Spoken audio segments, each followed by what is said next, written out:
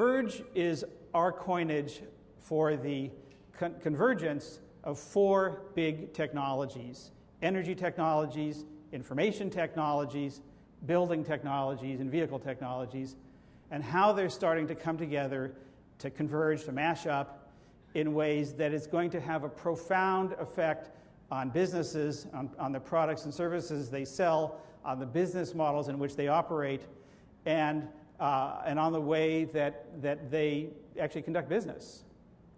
Right? So these four technologies are coming together, and we think about the last convergence that we had. It was around computers, telephones, media, and commerce, right? We all carry around that now. Some of you are checking on it at this very moment. We know how that's changed things. We know how that's changed how we communicate, how we get around, how we get entertainment, how we conduct business, how we date, how we do just about everything. And those are fairly fast turnaround, relatively low capital-intensive kinds of products and technologies. Now we're talking about energy technologies, huge, not just energy plants, but distributed energy and the grid around which that's connected. We're talking about the entire IT world, from wireless communications to GPS and cloud computing and broadband, building technologies, everything involved with the new way buildings are becoming not just greener but smarter, and the amount of information that they're generating, and transportation technologies and how that's starting to change, where it's not just standalone vehicles but very much an interconnected world. This is going to be significant, and this is not science fiction. So we're already seeing this on the energy front.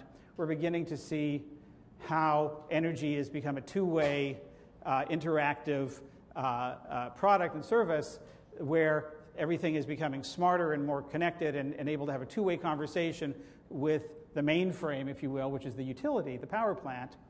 And as a result, how we can monitor and optimize energy and make it more available in the way that it needs to be available, at the time it needs to be available, more efficiently than ever before. The IT world is extremely, I don't think we have to talk about it here in San Francisco about how that's transforming things, but I think what's significant is this Internet of Things, this interconnected world where it's not just computers and phones anymore, but everything. Everything in this building potentially can be addressable, can have an IP address, can be connected via wireless technology or sensors and monitored, optimized and controlled. So the lights, the air conditioning system, this microphone, the refrigeration unit in the kitchen, or the air conditioning system, and everything around it in the parking lot and on the street connected to it, they start to be smarter and addressable. And of course that goes to the built environment, where we're starting to see this incredible amount of interconnectivity in smart buildings and the amount of data coming out of buildings. So this mashup of IT and buildings, where you now have a connected building that literally can have tens of thousands of sensors and be creating hundreds of thousands or even millions of data points in the course of a day, a week, a month. And what you do, or what you get to do when you have that kind of data, what gets to happen when you can monitor buildings at that level of scrutiny, that level of granularity? What do you get to do when you can control things, when you can optimize things, when you can predict things, when you can know where people are going to be even before they get there? And what does that get to do to the ability to make that building not just more efficient, but more productive and more comfortable at a fraction of the cost of operations, without a lot more capital intensiveness in creating it? And transportation. I mean, a car going down a smart roadway, which is to say a roadway embedded with some kinds of intelligent systems, in the not very distant future, is going to have 5 different data streams going on at once. It's going to be vehicle to roadway. If it's an electric vehicle, it'll be vehicle to grid, be vehicle to cloud, which is the entertainment system, or lots of other data coming into the car, be vehicle to driver, which is the basic dashboard of the things we're now getting, except in a much more robust way, and vehicle-to-vehicle, which is going to allow vehicles to travel more safely, at closer range, at higher speed, reducing congestion, improving safety, sometimes autonomously, which means without even driver interaction. We have a good friend called Larry Burns, who was a former head of R&D at GM. He told me a few years ago, he said, my daughter just turned 17, and for the first time, I'm getting to see what 17-year-olds do when they drive, right? So they're doing this, and they're doing this, and they're doing this, and they're doing this, and they're doing this, and who knows what else. He said, I've come to conclude that driving is a distraction. Right? And that's a nice quip, but the implications of that are profound. What do you get to do? How do you think about designing cars and vehicles in a world where driving is the distraction? That's an incredible problem statement.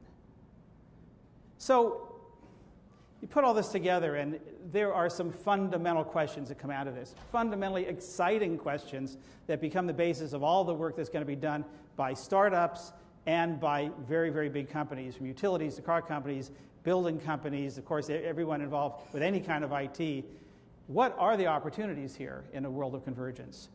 What are the threats to the way you operate now? How does this change how you do business? How do you not become Barnes & Noble and Blockbuster and all the others that are no longer relevant? How do you need to rethink even the business model of what you're selling and how you're selling it? And is it really a sales kind of thing? Is it about ownership anymore, or about some other kind of business model? Who are you partners? Who should you be playing with? I mean, Verge is a convergence of technologies, but it's also a convergence of players, because now you have IT companies in the energy business, and energy companies in the IT business, and car companies that are very much around the built environment, and on and on. Who do you partner with, and in what ways do you partner, and who are the non-traditional partners that you start to look at when you think about this?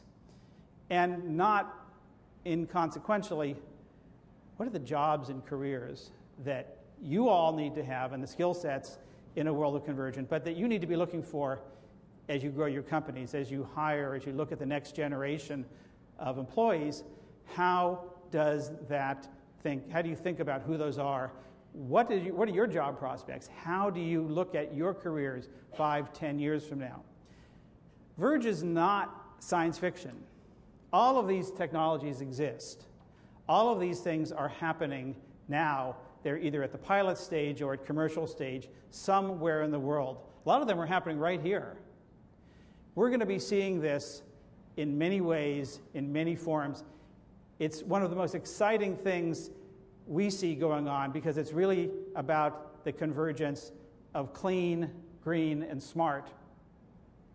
And ultimately, when we think about what we all do from a sustainability perspective, this should ultimately be about those three things.